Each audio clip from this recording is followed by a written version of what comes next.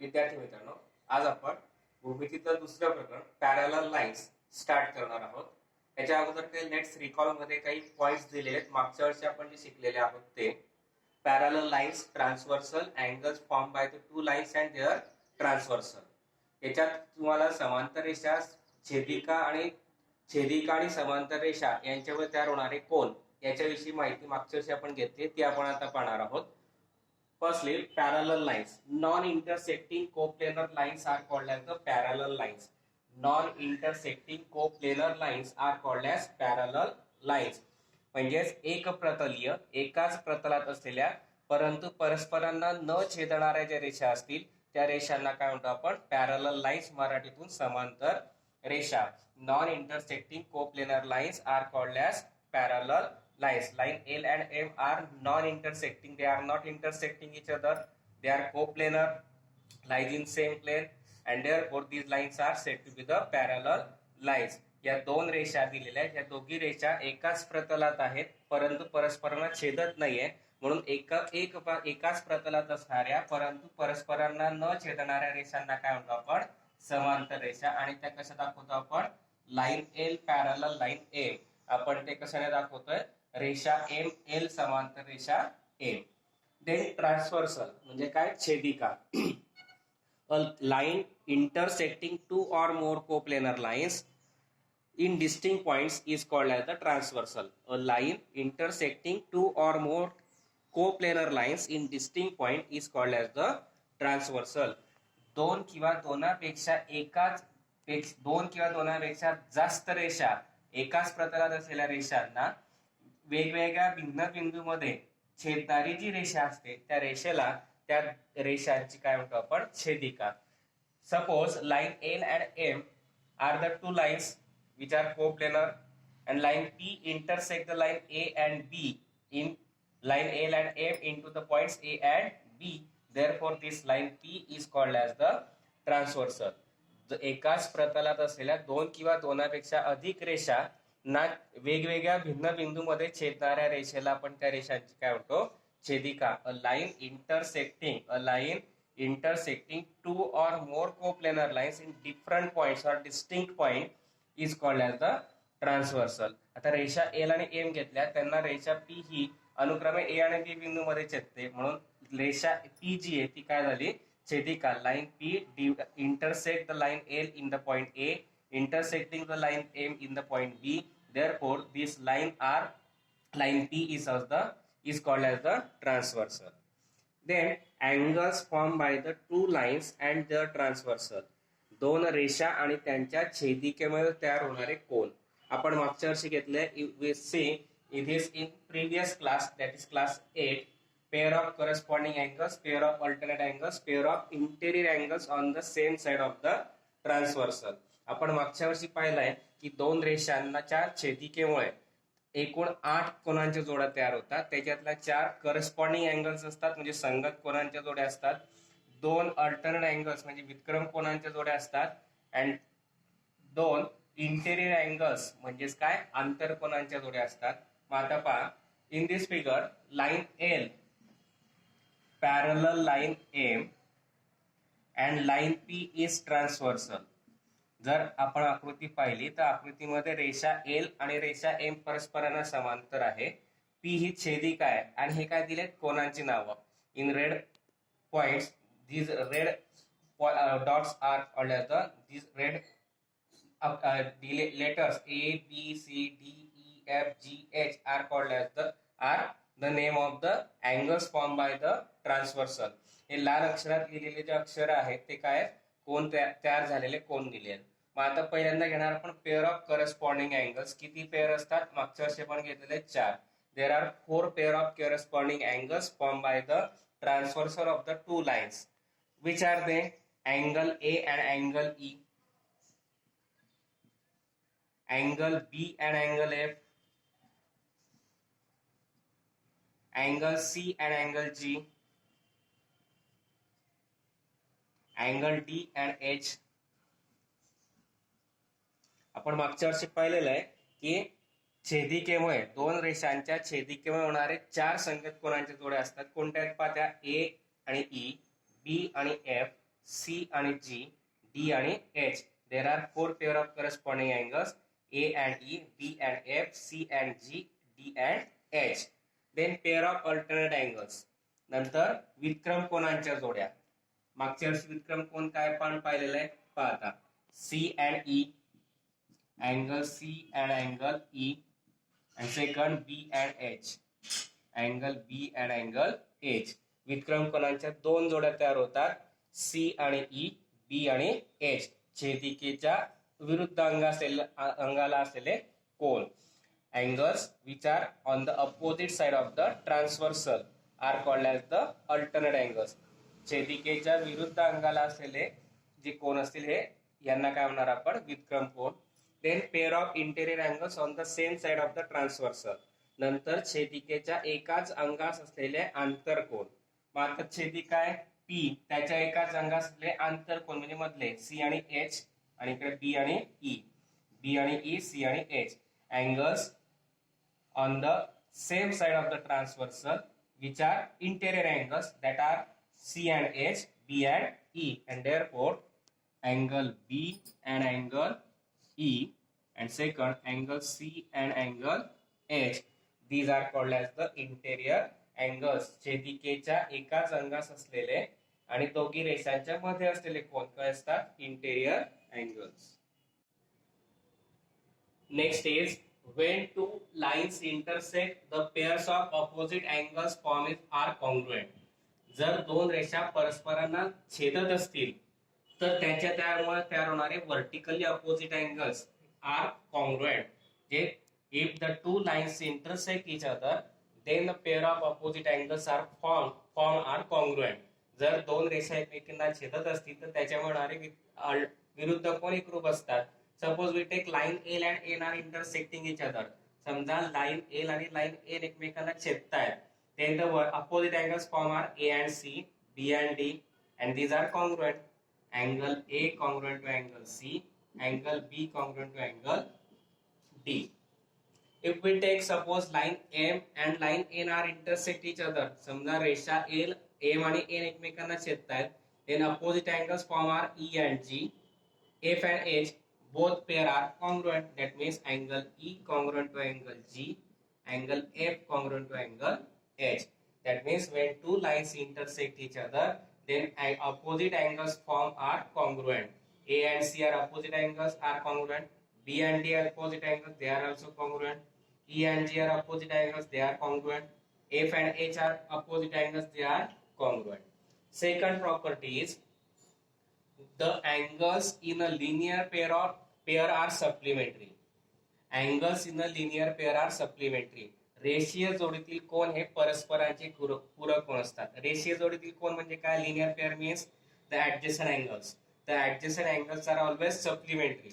That means angle A and angle C are adjacent angles. That means angle A and angle B, sum of their measure is 180 degree. Similarly, B and C are linear pair. That is angle B plus C angle is equal to 180. Similarly, C plus D is equal to 180. Similarly, A and D also 180 degree. The angles in a linear pair are supplementary. That means the sum of the measure of adjacent angle is 180 degree. लगतच्या कोनांची बेरीज काय असते? 180.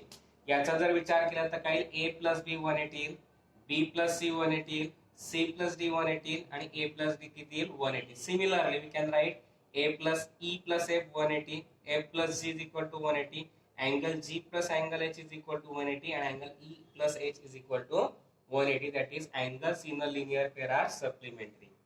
Third is given, when one pair of corresponding angle is congruent, then all the remaining pairs of the corresponding angles are congruent. When one pair of corresponding angle is congruent, then remaining all the pair of corresponding angles are congruent. जर संगत कोनांची एक जोडी एकरूप असेल तर उरलेल्या सर्व संगत कोनांच्या जोड्या एकरूप असतात. If we see this in this figure, angle A and E are corresponding angle. That means angle A and angle E are congruent. Similarly, angle B and angle F are congruent. then angle C and G are congruent, angle D and H are congruent. If one pair of corresponding angle is congruent, then the remaining pair of corresponding angles are also congruent. जर संगत कोणांची एक जोडी एकरूप असेल तर उरलेल्या संगत कोणांच्या जोड्या सुद्धा काय असतात, एकरूप असतात. If we see in figure, angle A and angle E are corresponding angles and they are congruent, then remaining corresponding pair of corresponding angles, that is angle B and F are corresponding, that means they are congruent. C and G are corresponding, therefore they are congruent. Angle D and H are corresponding, therefore they are congruent. जर संगत कोणांची एक जोडी एकरूप असेल तर उरलेल्या संगत कोणांच्या जोड्या काय असतात, एकरूप असतात. बी आणि एफ संगत कोणे म्हणून ते एकरूप आले, सी आणि जी संगत कोणे म्हणून एकरूप आले, डी आणि एच संगत कोणे म्हणून ते एकरूप आले. चौथी प्रॉपर्टी आहे, when one pair of alternate angle is congruent, then all the remaining pair of alternate angle are also congruent. Now when one pair of alternate angles are congruent, then the remaining pair of alternate angles are congruent, and we know that there are two pair of alternate angles formed by the transversal of the two parallel lines. जर समांतर रेषांच्या एका छेदिकेमध्ये तयार होणाऱ्या विक्रम कोनांची एक जोडी एकरूप असेल तर दुसरी जोडी सुद्धा काय असते, एकरूप असते. Now here D and F are alternate angles and they are congruent. Angle D and angle F are congruent. Therefore, remaining pair C and E are also congruent. D and F are alternate angles. C and E are congruent. If D and F are congruent, then we can write C and E also congruent. D आणि F हे व्युत्क्रम कोण आहे. जर ही एकरूप कोणी जोडी असेल तर उरलेली जोडी C आणि E सुद्धा काही एकरूप येईल. Then fifth is, when one pair of interior angles on the one side of the transversal is supplementary, then the other pair of interior angles is also supplementary. When one pair of interior angles on the one side of the transversal is supplementary, then the other pair of interior angles is also supplementary. समांतर रेषांच्या एका छेदिकेच्या एकाच अंगास तयार होणाऱ्या आंतरकोनांची जोडी जर पूरक असेल तर दुसऱ्या बाजूच्या आंतरकोनांची जोडी सुद्धा काय असते, पूरक असते. If we see in this figure, D and E are the interior angles, pair of interior angles form on the one side of the transversal, and if they are supplementary, that means their sum of the measure is 180 degree, then remaining pair of interior angle on the other side, C and F is also supplementary. छेदिकेच्या एकाच अंगास तयार होणारे कोन आंतरकोन घेतले आपण D आणि E, ते परस्परांचे पूरक आहे. म्हणजे त्यांच्या कोनांच्या मापांची बेरीज 180 असेल तर दुसऱ्या बाजूचे आंतरकोन म्हणजे C आणि F हे सुद्धा परस्परांचे काय येतील, पूरक. म्हणून angle D plus E is equal to 180 degree. That means angle C plus F is also 180 degree. तर पुढचा टॉपिक आहे आपला या वर्षाचा पहिला टॉपिक, इंटेरियर अँगल थेरम, म्हणजेच आंतरकोनांचे प्रमेय. काय दिलं theorem? If two parallel lines are intersected by transversal, the interior angles on the either side of the transversal are supplementary. If the two lines are parallel and intersected by a transversal, then the interior angles formed on the either side, that is on left side and right side, are supplementary. That means the sum of the interior angle, measure of interior angle is 180 degree. काय सिद्ध करायचं आपल्याला की दोन समांतर रेषांना एका छेदिकेने छेदले असता छेदिकेच्या एकाच अंगास तयार होणारे आंतरकोन परस्परांचे पूरक कोन असतात. म्हणजेच काय की त्या दोन आंतरकोनांच्या मापांची बेरीज किती असते, 180. मग आता गिवन घेतला आपण, पक्ष घेतलं, line L parallel line M and line N is transversal, and angle A and B are interior angles formed on the one side of the transversal, and C and D are interior angles formed on the other side of the transversal. समजा रेषा L समांतर रेषा M घेतली आणि N ही छेदिका घेतली तर A आणि B हे एका अंगाला तयार होणारे आंतरकोन आहे आणि C आणि D हे दुसऱ्या अंगाला तयार होणारे कोन आहेत.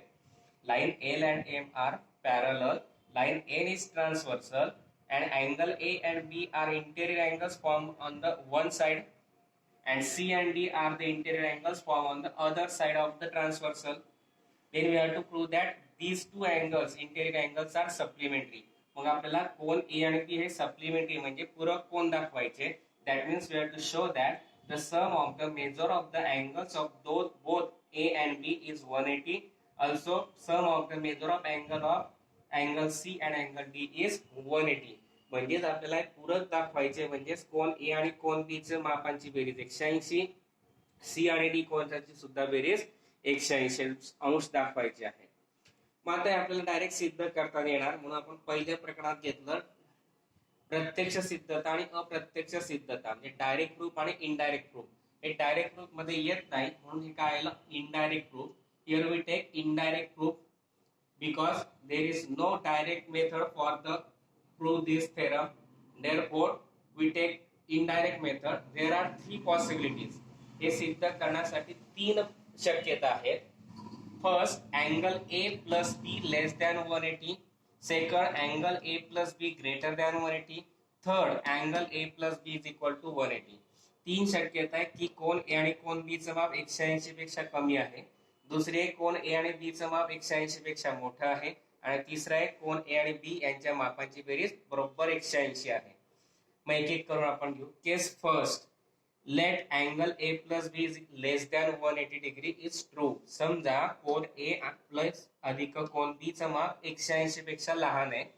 Since angle A and B is less than 80 degree, then by Euclid's postulates, if line L and M are produced, they will intersect each other on the side of the transversal where angle A and B are formed. जर कोन A आणि B यांच्या मापांची बेरीज 180 पेक्षा लहान असेल तर आपण आकृती जर पाहिली जर कोन A आणि कोन B यांच्या मापांची बेरीज जर 180 पेक्षा लहान असेल तर ती आकृती अशी येईल. That means line L and line M intersect each other on the side of the transversal where A and B are formed. जर A आणि B यांच्या मापांची बेरीज 180 पेक्षा लहान असेल तर रेषा L आणि रेषा M हा काय होतील एकमेकांना एका बिंदूत छेदतील. कोणत्या दिशेला बाजूला ज्या बाजूला A आणि B कोण तयार झालेत. If angle A plus angle B is less than 180, then by Euclid's postulates from first chapter, if line angle A and B, sum of the measures of the angle A and B is less than 180, then by Euclid's theorem, line L and M are intersect. Produced, they will intersect each other on the side of the transversal where A and B are formed. जर त्या दोन कोणांच्या मापांची बेरीज 180 पेक्षा लहान असेल तर रेषा L आणि M या एकमेकांना कुठेतरी छेदिकेच्या त्याच अंगाला छेदतील जिथे आपले A आणि कोन B येणार आहे. That means line L and M are not parallel. By using this assumption, हे आपण जे मानलेलं आहे त्याच्यानुसार जर गेलो तर रेषा L आणि M समांतर येणार नाहीत. But line L and line M are parallel, which is given. परंतु जर ह्या समजण्यानुसार जर आपण कोन A अधिक B ची किंमत 180 पेक्षा जर लहान घेतली तर रेषा L आणि M एकमेकांना काय करतायत इंटरसेक्ट करतायत छेदतायत. मात्र पक्षात काय दिलं गिवन मध्ये काय दिलं line L parallel line M. परंतु आपल्याला दिलेला रेषा L समांतर रेषा M. That means our possibility of angle A plus B less than 180 is not possible. आणि म्हणून आपण जे मानलेलं आहे कोन A अधिक कोन B हे 180 पेक्षा लहान आहे ते शक्य नाही. त्याला समीकरण 1 घेतलं. Similarly second case we take angle A plus B greater than 180. दुसरी शक्यता घेतो आपण कोन A आणि कोन B यांच्या मापांची बेरीज 180 पेक्षा जास्त हे सत्य मानलं. Angle A plus angle B is greater than 180.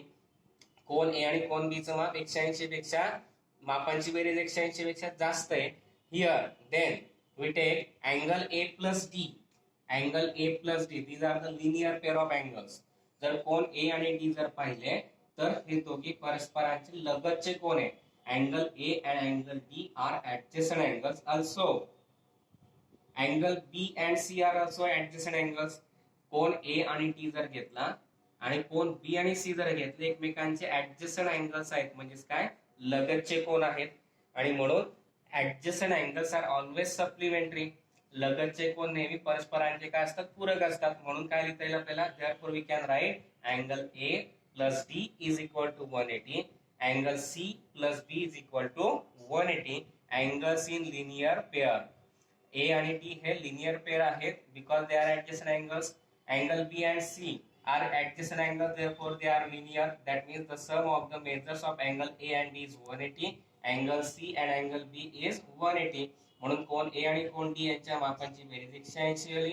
C आणि B च्या कोणांच्या मापांची बेरीज सुद्धा किती आली, 180. Now we adding both these equation. आपण या दोघांची जर बेरीज केली तर काय मिळेल, then we get angle A plus angle D plus angle C plus angle B is equal to 180 plus 180. काय मिळेल, कोण ए अधिक कोण डी अधिक कोण सी अधिक कोण बी बरोबर 180 अधिक 180 म्हणजेच किती आला आपला 360. Now we get angle C plus D as it is in on the left side and this plus a plus b gets converted to minus. That means we get angle C plus angle D is equal to 360. This both plus gets converted to minus. That means angle C plus angle D is equal to 360 minus into bracket angle A plus B. आता आपण इथे जर घेतलं तर कोण A आणि कोण B हे धन, इकडे त्यांना काय झाले ऋण, म्हणून काय उरलं कोण C अधिक कोण D बरोबर 360 वजा कोण A अधिक कोण B. But we have to given angle A plus angle B is greater than 180, which is our possibility we take. आपण दुसरी शक्यता घेतलेली आहे, कोण ए अधिक कोण बी ची किंमत 180 पेक्षा मोठी आहे. म्हणजे ही किंमत जर आपण 180 पेक्षा मोठी समजा घेतली, 190 घेतली किंवा 200 घेतली, 180 पेक्षा मोठी, तर ती किती आली 160. आणि 160 पेक्षा म्हणजेच काय, ती 180 पेक्षा लहान. If we take angle A plus angle B is greater than 180, suppose we take 200, then we get a subtraction 160 which is less than 180, and therefore here we can write 360 minus angle A plus B is less than 180. जर कोण A अधिक कोण B 180 पेक्षा मोठा आहे तर ही वजाबाकी, म्हणजे ही वजाबाकी 180 पेक्षा काय आली, लहान आली. therefore and this is less than 180, that means angle C plus D is also less than 180. जर ही वजाबाकी 180 पेक्षा लहान आली तर कोण C आणि कोण D यांची बेरीज सुद्धा किती येईल, 180 पेक्षा लहान.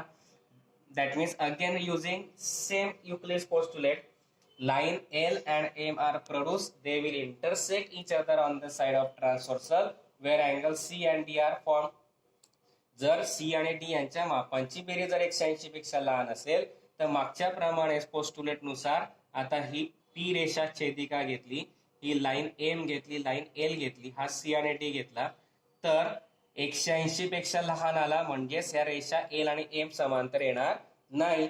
Bye using Euclid's postulates line L and M are intersect each other when angle C plus less than D less than 180. जर कोण सी आणि डी यांच्या मापांची बेरीज 180 पेक्षा लहान आली तर रेषा एल आणि एम कुठेतरी छेदतील. therefore but line L parallel line M is given, परंतु आपल्याला पक्षात दिलेला आहे लाईन एल समांतर रेषा एम आहे. that means angle C plus angle D is less than 180 is not possible. म्हणजेच आपलं जे आलेलं आहे कोण C plus कोण D less than 180 शक्य नाही, is not possible. Angle C plus D less than 180 is not possible. That means second case angle A plus B greater than 180 is not possible, and that means angle A plus B is greater than 180 is not possible. Equation 2. Now from equation 1 angle A plus B less than 180 is not possible. From second angle A plus B greater than 180 is not possible. That means first two cases are not possible. First two cases are not possible. That means third is almost possible. That means angle A plus B is equal to 180 is the only possibility, and therefore we can write angle A plus B, angle B is equal to 180 degree, and angle C plus angle D is equal to 180 degree. आता C अधिक कोण D चं माप 180 पेक्षा लहान आहे, शक्य नाही. म्हणजेच A अधिक B चं माप 180 पेक्षा जास्त शक्य नाही. त्याला समीकरण 2 भेटलं. समीकरण 1 मध्ये घेतलं आपण ए आणि बी यांच्या कोनांची बेरीज 180 पेक्षा लहान आहे, शक्य नाही. दुसरं घेतलं ए प्लस बी, ए अधिक बी ची बेरीज 180 पेक्षा लहान मोठी नाही, म्हणजेच पहिल्या दोन शक्यता शक्य नाही, म्हणजेच तिसरी शक्यता शक्य आहे. आणि म्हणून angle A plus B is equal to 180 is the only possibility. फक्त एकच शक्यता आहे की कोण ए अधिक कोण बी बरोबर 180. आणि म्हणून आपण लिहू शकतो angle A plus B angle B is equal to 180 आणि angle C plus angle D is equal to 180. Next corresponding angle theorem.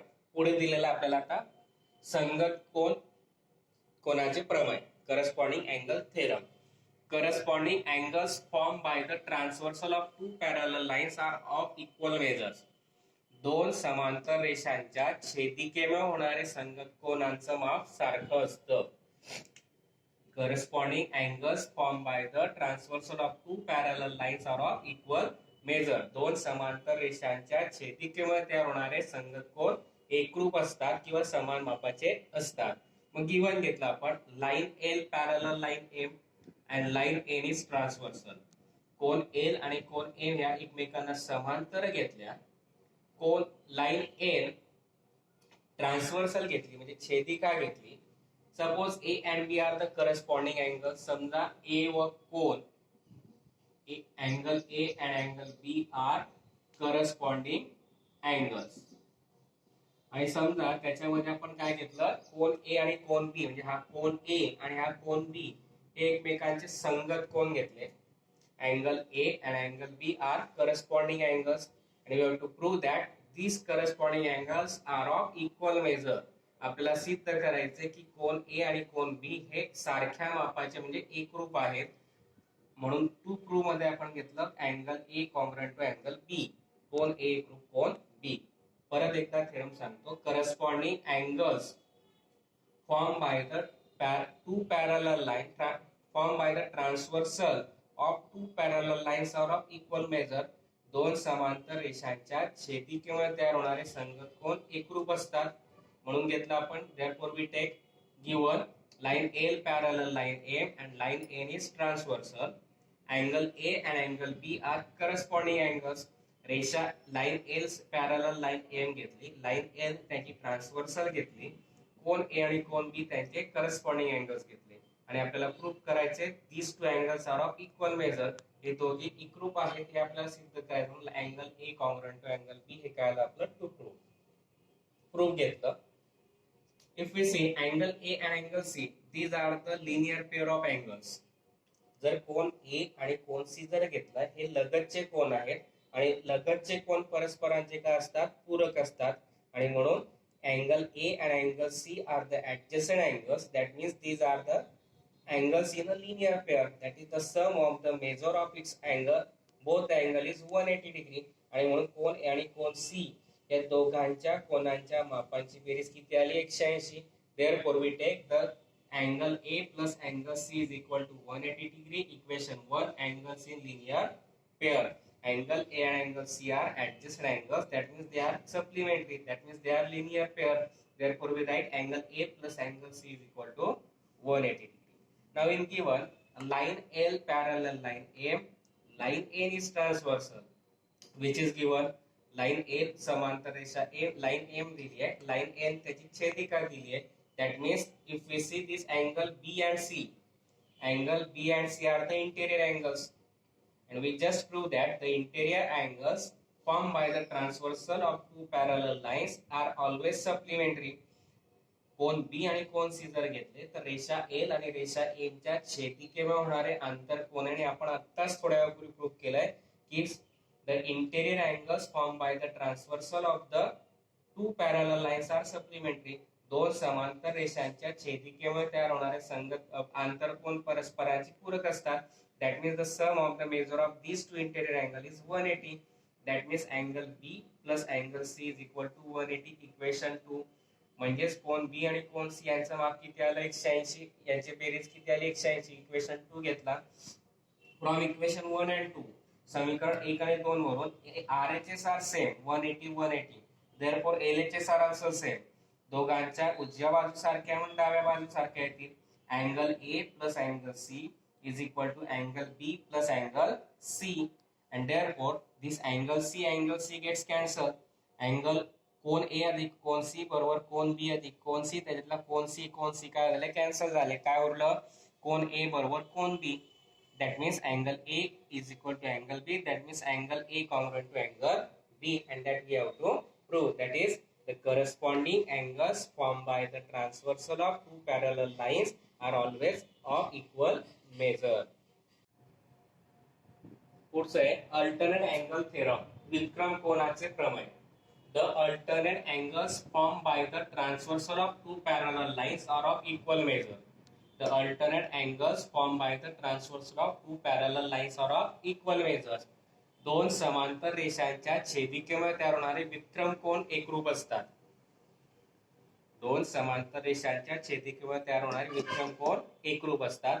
We take given line L parallel line M, line N is transversal, and we take angle A and angle C are the alternate angles.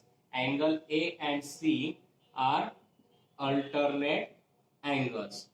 Then we have to prove that these alternate angles are congruent. That means angle A congruent to angle C, that we have to prove. रेषा given काय घेतला आपण line L parallel line M, line N is transversal, angle A and C are the alternate angles. विक्रम कोण घेतले. आपल्याला काय करायचं equal major दाखवायचे अल्टरनेट अँगल्स, म्हणजे ए आणि सी काय दाखवायचे कॉन्ग्रुएंट दाखवायचे. प्रूफ घेतला आपण. If we say angle A and B, these are the adjacent angles, that means they are linear pair of angles, that means the sum of the measure of both the angle A and B is 180 degree. Cone A आणि कोन B जर आपण पाहिला तर एकमेकांचे लगतचे कोन आहेत, adjacent angles आहेत. adjacent angles हे नेहमी सप्लिमेंटरी म्हणजे पूरक असतात, म्हणजेच ते लिनियर पेअर आले, रेषीय जोडीतील कोन आले. That means the sum of the measure of the angles of both the angle is 180 degree. म्हणजे दोघी कोनांच्या मापांची बेरीज किती आली 180. म्हणजे angle A plus angle B is equal to 180 degree. Equation 1. Now we have to given line L parallel line M and line N is transversal. आपल्याला दिलं की line L parallel line M आणि line N is transversal. That means here if we see now angle B and C, these two angles, angle B and C are interior angles formed by the transversal of two parallel lines, and therefore by interior angle theorem the interior angles formed by the transversal of two parallel lines are supplementary. We just prove it. Cone B आणि कोन C जर आपण घेतले तर दोन समांतर रेषांच्या छेदिकेमुळे तयार होणारे आंतरकोन आहे. आणि आत्ताच आपण इंटेरियर अँगल थेरम घेतला की इंटेरियर अँगल म्हणजेच आंतरकोन हे परस्परांचे काय असतात पूरक. That means the sum of the measure of both the angle B and C is 180 degree.